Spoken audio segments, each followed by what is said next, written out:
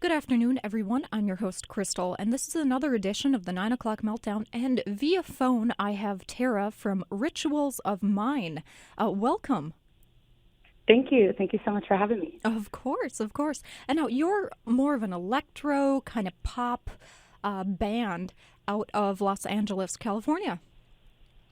Yeah, yep. Just moved to LA about 2 years ago. Oh, okay. What prompted the move? Just the music scene, or? Yeah, just the music scene. Record label was out there, just a lot more music work out there. Oh, okay. All right, excellent. And now I saw you guys. You're actually the opening act for Garbage. And for those of you who don't know who Garbage is, they did the wonderful song "I'm Only Happy When It Rains" back in the '90s. They got their huge hit back in the '90s and kind of have been pushing forward this whole time. And now I saw you guys in Madison, Wisconsin, at the Sylvie. Wonderful center for those of you who haven't been. And when you guys took the stage, I didn't quite know what to expect. So the whole stage is dark, just to set up the premise. Whole stage is dark. A drummer comes out. There's a spotlight on her or him? Him, yes. Him, Him, okay. yes. All right, sounds good. And then you came out a few lines afterwards and just floored me. Your vocals are amazing, and the amount of projection you have, like I tried to get some video of it because you hold the microphone about 2 feet away from your face and we could still hear you. That's amazing. Thank you so much. Yes. Thank you. Did you go to school for vocal performance? No, actually, no one in my family really sings. I have a cousin who sings, but that's about it. So music was definitely not in our family background, and I wish that I could have went to school for it because I feel like I would know so much more. But really, it was just me teaching myself in my bedroom, spending hours each night, just kind of listening to my favorite singers and then emulating them, and then just kind of learning and discovering my voice that way. Okay, excellent. So you're definitely a DIY. Yeah, all the way in every way. All right, wonderful. And now your music, I was reading up on your website there. It's kind of electro poppy. It's kind of trancey. It's something unique. Is that the direction that you wanted to take your music? I mean, were you really enthralled with kind of that trance electro sound, or is that kind of what you graduated into? I grew up on and was really always enthralled by trip hop. So Portishead, Massive Attack, Bjork, Tricky, those kinds of heavy beats with really polarizing voices.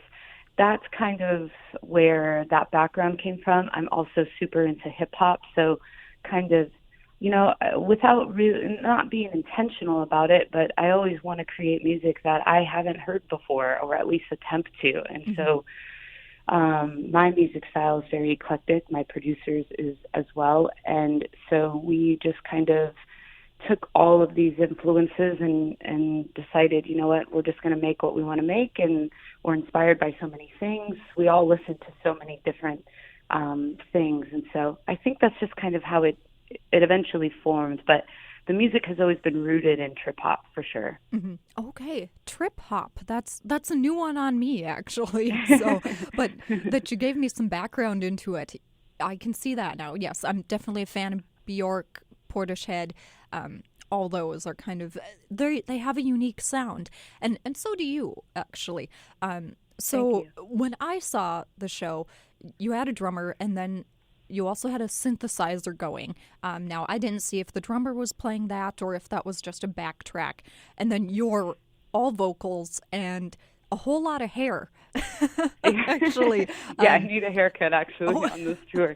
That's my next goal. So we have heavy electronics. So my drummer, Adam Pierce, plays an organic kit along with electric pads and triggers. So he's sampling stuff and doing all of the electronic stuff in real time, as well as the normal drum kit. Wow. How did you meet Adam? Adam and I met about maybe 3 or 4 years ago in Oakland. We were both living there at the time, and he and I met because his friend was actually drumming for us, and we hit it off on music and on work ethic and just in general vibe. And he started drumming for us very shortly after, and he's been drumming with us ever since. And he's just my partner in crime in all of this. I mean, he just has really, put the bar up for this project in the live setting for sure. Mm-hmm, mm-hmm. Yes, your live show is wonderful, and my comment to A Whole Lot of Hair, you can headbang like no tomorrow. I was enthralled just kind of watching you, just whip that long hair that you have around the room, and I was like, oh my God, if I tried that, I'd throw my neck out. But practice, right? Lots and lots of practice. Lots of practice. I've been doing it for a long time. Lots of stretching beforehand. I take stepping on stage very seriously. So I stretch for a good 30 minutes before we head out on stage, and lots of practice. Probably have done thousands of shows. So. All right. And how did you get your start? You mentioned Oakland. You mentioned kind of singing in your bedroom and teaching yourself vocally. Is that where you kind of met different band members and things like that? Was in Oakland? Yes and no. I'm originally from Sacramento, and so I grew up in Sacramento, kind of just always loving music, like being obsessed with music, but because no one in my family did music, it was always such a foreign, faraway thing for me. And so I would just sing in my bedroom like any child does, really, but that was the extent. And so it wasn't until I was a teenager in high school that I joined my first terrible high school band and started, playing shows and kind of learning the ropes there. And then I was in a trip-hop electronic band in Sacramento that got pretty popular, and we played, hundreds of shows a year just in that region. And that was really getting me prepared for the next project, which was Sister Crayon, which would then turn into Rituals of Mine. And so it kind of developed. I've played music with a number of people, and it was all stems from Sacramento, and then graduated to Oakland, which is where I met Adam, and then now LA. Adam lives in Oakland still. But it's just been this really organic process of a lot of hard work, I would say, and a lot of just really honing in on the craft of not only my voice, but also the sound that we want to produce. Right. Would you consider your art more than a full-time job? Now, I've talked to many different artists, and some of them have day jobs and do it on the side. Some of them do it full-time. I guess, what would you consider your stance to be? I mean, obviously, what you do is hard work, and I can hear that in your voice. I can hear it when you hit the stage. Is this more than a full-time job for you? Yeah, it's definitely more than a full-time job. I also do have a day job that I actually work while I'm on the road. Oh. So I'm constantly working, whether it's today is like my first day off in a while. Okay, well, congratulations. Thank you. It's definitely a full-time job. It's even more than a full-time job because, at your day job, you clock in, you clock out, you're able to hopefully go home and not think about that. But with music, at least for me, it's 24/7. The work is never done. I never feel satisfied with an accomplishment. Like if there's an accomplishment, I acknowledge it, but I move on to the next thing that I want to achieve. So it's definitely a labor of love, and it's definitely, I feel it's more of just, this is how I live my life. It's more of like a lifestyle. But it's nonstop, that's for sure. All right. Well, you do it very well. Thank you. Yes, of course. Let's jump back a little bit to Sisters of Crayon? Sister Crayon, yeah. Sister Crayon, okay. I was getting close. You'll have to forgive me. Reading words sometimes is difficult, but and then that became your current band, Rituals of Mine. But let's talk about Sister for a little bit. How did that form? Was it a similar sound to what you have now, or was it just kind of natural progression into where you're at? I think it's natural progression. It started off as an alter ego. It was really an excuse for me to start making music publicly.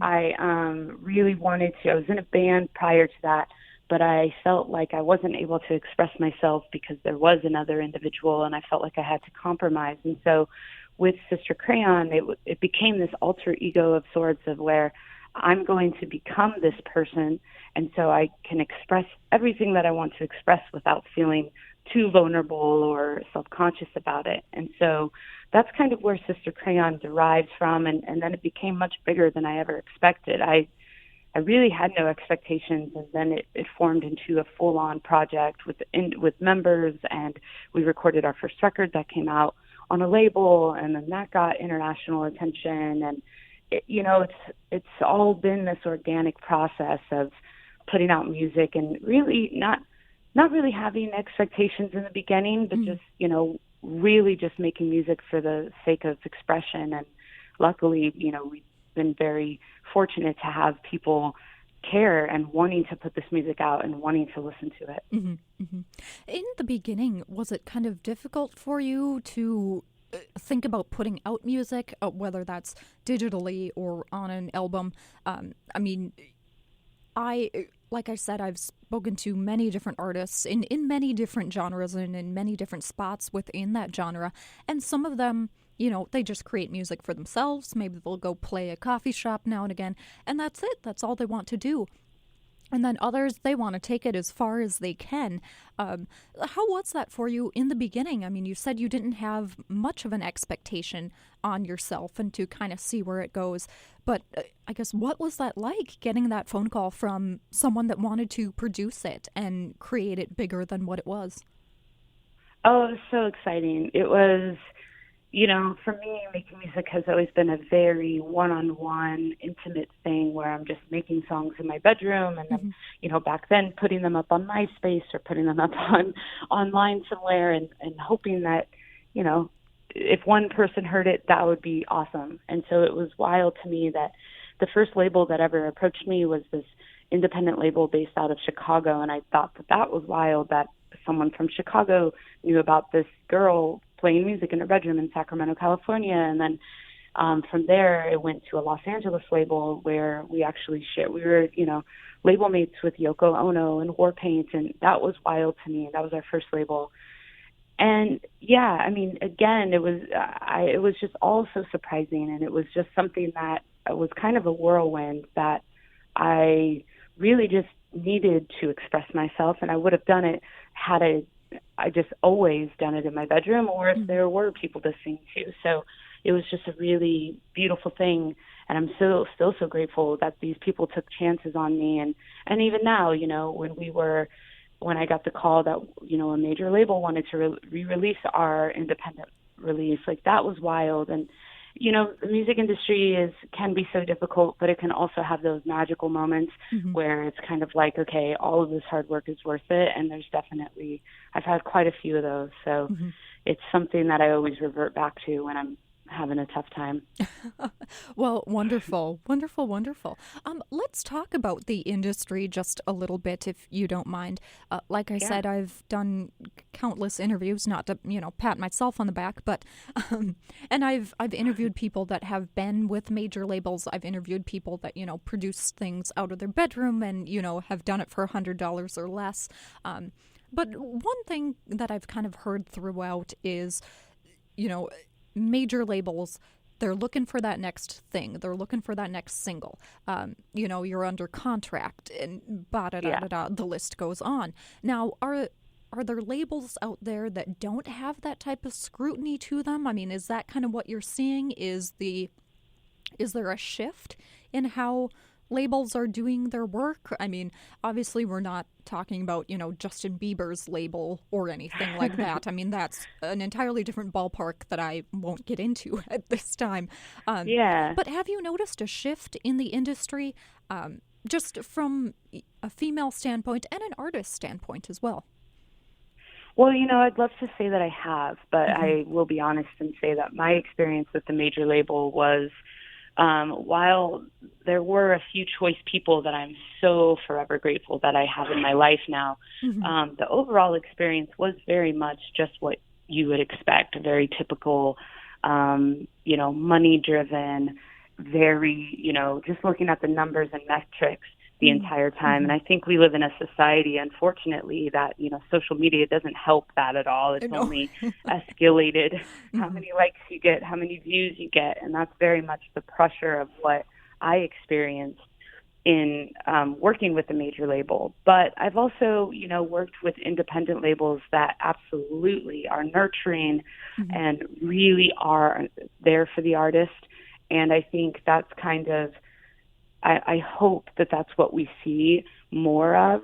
It is hard to find, I will say, but there are labels that I've personally worked with or know that actually nurture an artist and actually care about the work more so than the units that they're selling. And that's kind of why I've started my own, small label, very, very much still in the works and process. But eventually one day I'd love to try to continue to cultivate space, create space and cultivate a community where we support women in music, we support LGBTQ artists in music and people of color. Mm-hmm. Excellent. That's wonderful. Let's talk about your label a little bit, if we may. I know you just said it's kind of at the beginning now, still in the nurturing stages. And it kind of sounds like you launched your label out of a need or a want to have that nurturing environment, like you said. I guess, where did that kind of idea stem from? I mean, was it really just you had a day and you were like, hey, I want to make my own label. Let's do this. Let's take a Joan Jett approach. Yeah, it was always something in the back of my mind. And actually, when I first started doing music, I kind of released, these demos with a fake imprint of a label name at the time. And so I guess I've always done it in a way, but it did come from working with a major label, Warner Brothers, and being able to leave that experience with a clear head and with my music still intact I felt like I was given another chance. And so for me, I felt very optimistic about like, okay, I did that. I believe everything is a learning experience, and I definitely see the value in all of the experiences, whether they're good or bad. But now what can I do with this information? And so for me, I'm all about creating and manifesting what I want. And I think, instead of relying on other people, I want to be able to rely on myself and the team that I choose. Mm-hmm. I want to always make music that I want to make and never compromise. I want to release it when I want to release it. And I want to, kind of do things on my own terms as much as possible. And so I think you're starting to see more and more artists doing that because they realize, one, the money's better when you release it on your own, but then also you are able to not have to compromise your art or your vision. And that's the hugest thing, I think. It'd be different if I was trying to become Justin Bieber, but I'm not. And so, for art, and that's no knock. If an artist wants to become that, that's great. Then that's the route you want to take. But I think for artists that are more in my lane, or, in Garbage's lane, for instance, like there's such value in really taking ownership of what you want and how you want your career to look like. And so that's just really where it came from. All right. Thank you so much. Excellent. I can't wait to see what you come up with in the future. Thank you. Of course. And now, since you mentioned Garbage, let's launch into that a little bit. You are currently out on tour with Garbage. They are going out and revamping their 2.0 album that came out in the 90s. Just kind of like a celebration anniversary of the album itself. And now Shirley Manson came out, decked out all in orange, and the band played amazing like they have been doing for years. Yeah. How was that phone call? I mean, did they contact your management team first and ask you to come out on tour with them? How was that experience? It's a dream. It still feels like that. I met Shirley at a festival at a girls' school event earlier this year in January in LA, and we hit it off. And we had mutual friends, so we definitely, of course, I knew about her, but she actually knew about rituals of mine as well. And so we hit it off, and we just stayed in touch online. And we quickly realized that we are passionate about the same social issues. We are very outspoken about those issues. And I think we just became fans of each other. I mean, I've obviously always been a fan of hers, but it's unreal that she's a fan of mine, of ours. but yeah, we just reached out. She reached out to me online, and then management took it on from there. But it's been such a dream.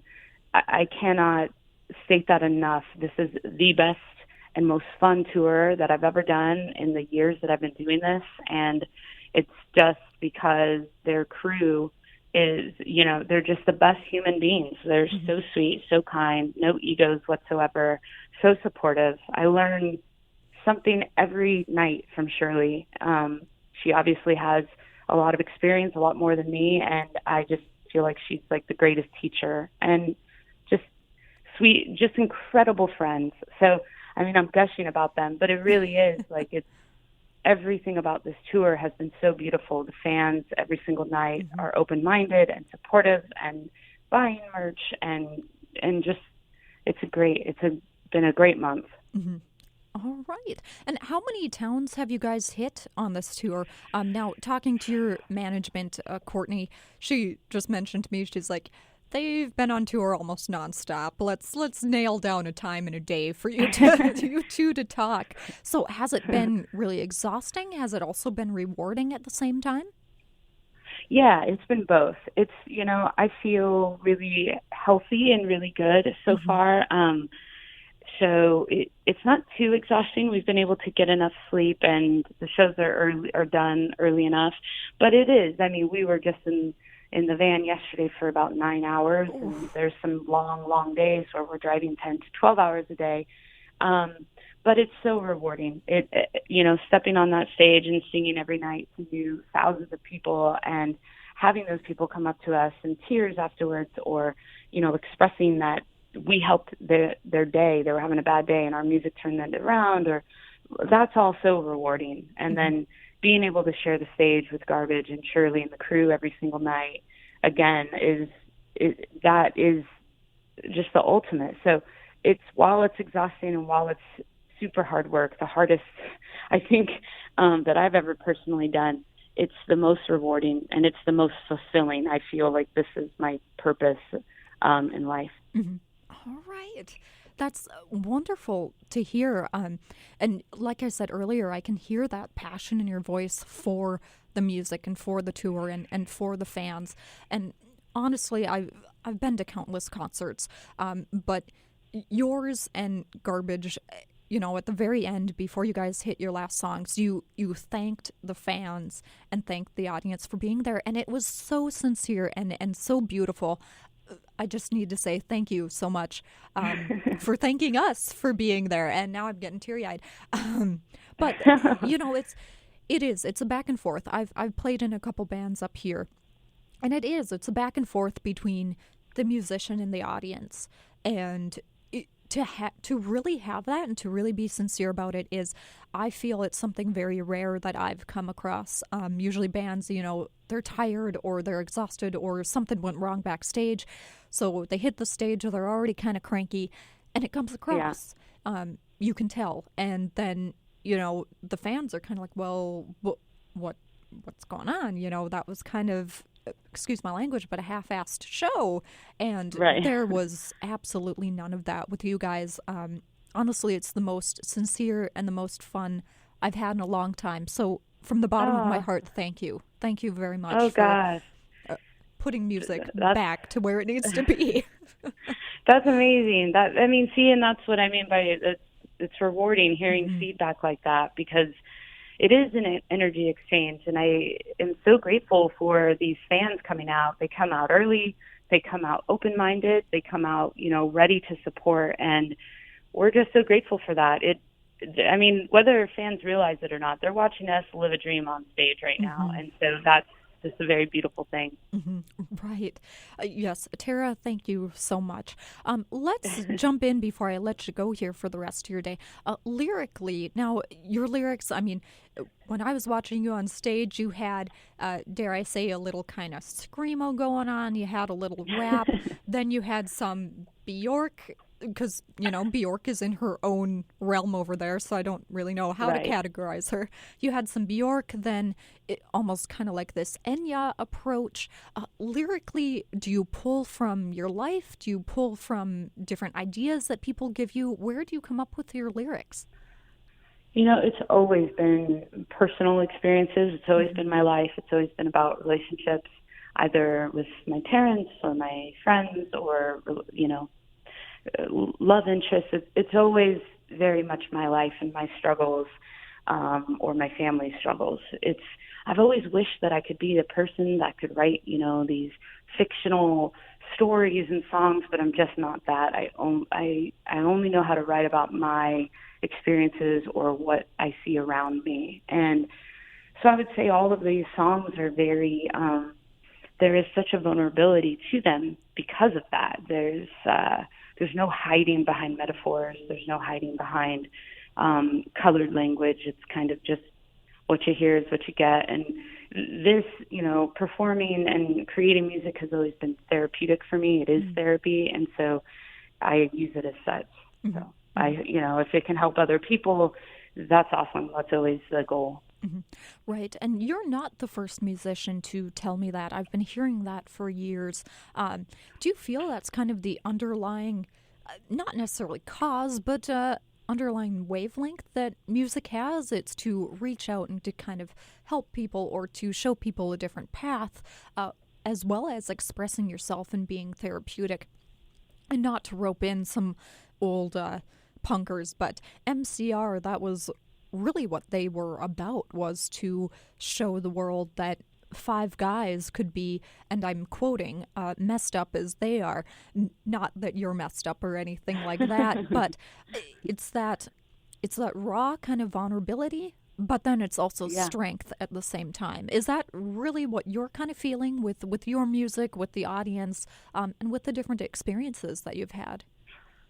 Yeah, I think there is, not with all, but I would say with most artists, there is some kind of need for us to express ourselves out of either for mental health reasons or for therapeutic reasons. I think we all kind of struggle with that. And I think that's kind of why, as humans, we try to find creative outlets. So hopefully you are able to find a creative outlet instead of a destructive one. And so for me, it is all about taking these, traumatic experiences that I've had, or taking these struggles and channeling them into something, into a song, into screaming on stage, into a headbang on stage, into something every single night that helps me get through the day. And that's always how it's been. And earlier on in my career, performing was very difficult because it was opening up these things every single night. And now, and I said this on stage the other night, and I mean it, this year is the first year I've been able to smile on stage. And I'm finally able to, find joy singing these songs, and that's been, a decade in the making. So I definitely think for me it is about writing about your trauma and your experiences, and then finding that strength through performing and sharing that with other people. And it's a really powerful thing when people come up to me, strangers, who say, that they've, that our music has saved their life, or that our music has helped them, after some traumatic event. Like, that's all that I could ever ask for. Right. And to quote a friend of mine, Billy Joe Armstrong of Green Day, helped her stay sober, because it's not a huge secret. He went and got himself on the right track, and so did she at the same time. So, that's awesome. That's very cool to see.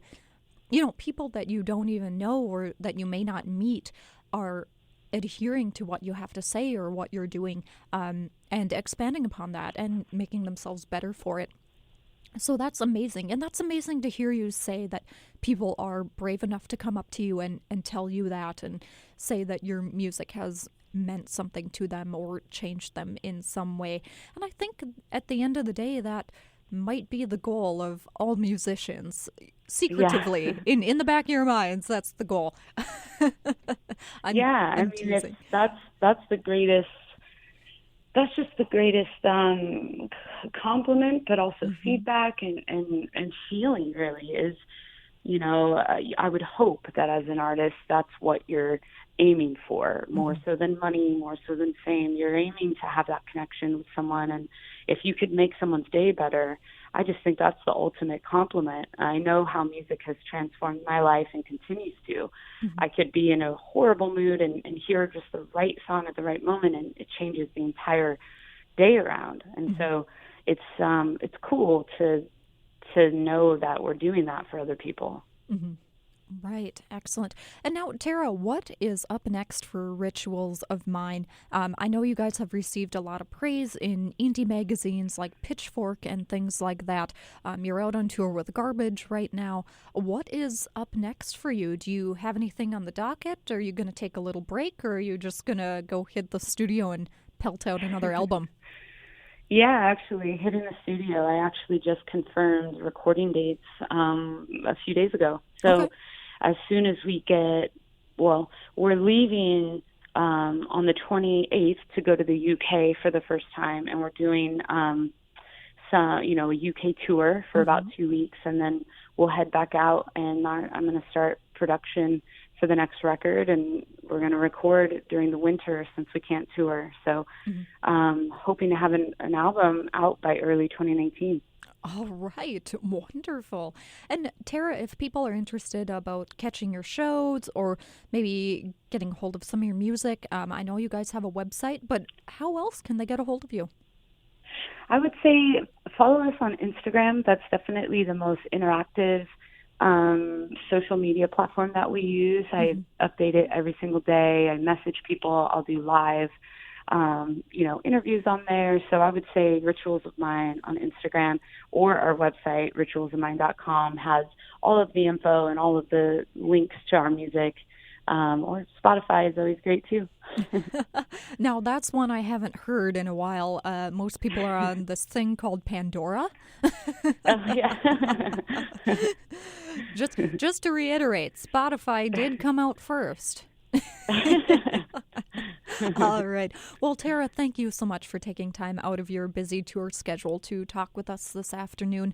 And I look forward to seeing your posts on Instagram about your UK tour, and I definitely look forward to your new album. Oh, thank you so much for having me. Have a great day. Yes, you too. Okay. Bye. Bye.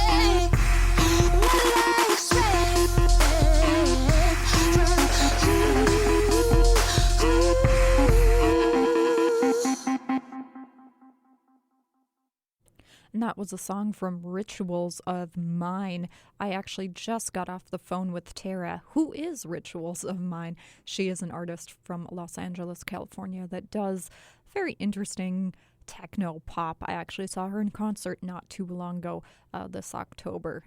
Absolutely phenomenal. I would suggest following her on Instagram under Rituals of Mine, or if you'd like to hear some of her music that I'm playing, you can hit her up on SoundCloud through Rituals of Mine. Coming up next, I think I'll hit a cover that she's done. I Know Places, a Lakelai Lee cover. And then coming up after that, I'll play some of her early stuff, and it's from Sisters of Cran. That's coming up right here on the 9 o'clock Meltdown. This is 91.3 KUWS right here in Superior.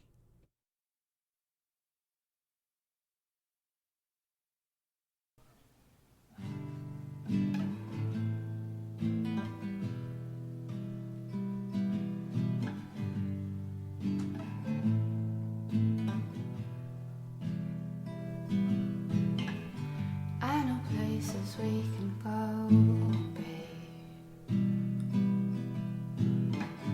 I know places we can go, babe. Where the high won't fade here, babe. No, the high won't hurt here, babe.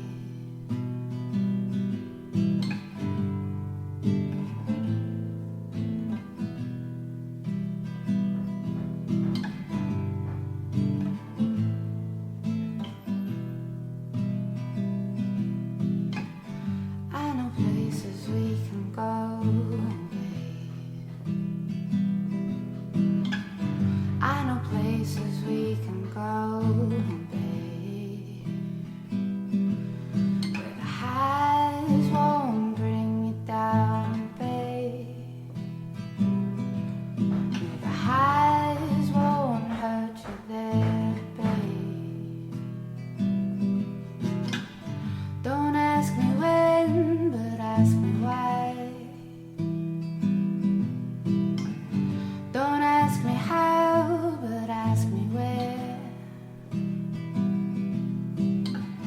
There is a road, there is a way. There is a place, there is a place.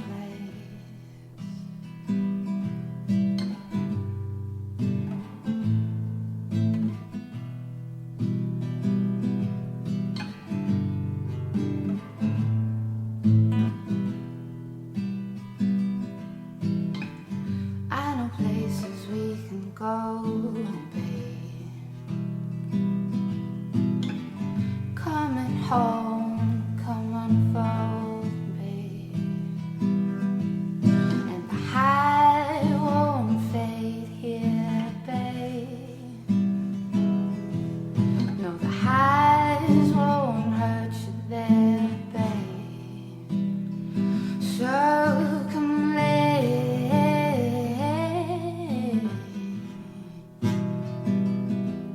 and wait.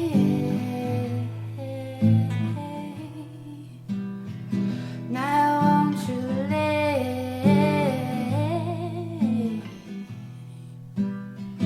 and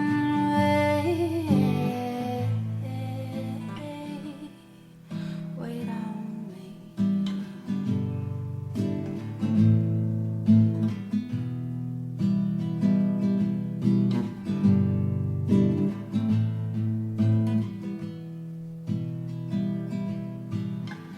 I know places we can go, babe. Coming home, come unfold, babe.